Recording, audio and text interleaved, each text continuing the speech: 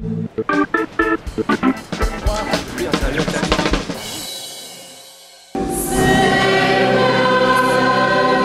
paroisse Saint-François du Blamontois avait pris des accents et des rythmes aux couleurs du monde pour cette 101e journée mondiale du migrant et du réfugié.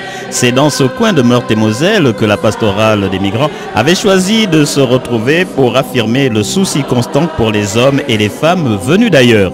Tu aimeras l'étranger comme toi-même, est-il écrit dans le livre du Lévitique.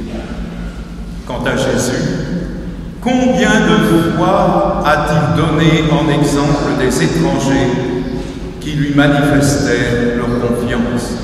Car l'Église, fondée sur un message de fraternité universelle, ne connaît ni frontières ni étrangers en son sein.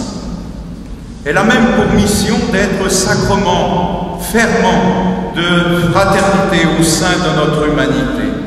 Et c'est pourquoi elle ne peut ni se taire, ni atténuer ses interpellations en direction des instances nationales et internationales, en direction aussi des communautés chrétiennes et de chacun de nous. L'espace d'une journée conviviale, sans nier les problèmes que pose de vivre ensemble au quotidien avec des différences, les participants ont voulu démontrer que se rencontrer, s'accueillir, échanger relève d'abord de l'ouverture de l'esprit et du cœur. Il ne faut pas oublier d'où l'on vient, mais de l'autre, il faut bien s'intégrer là où on est accueilli.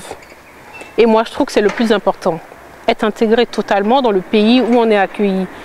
De toutes les façons, les Français eux-mêmes vous le demandent, alors chez vous, comment on fait? Donc, ils ne nous demandent pas d'oublier notre culture, mais ils nous demandent au contraire de la partager avec eux.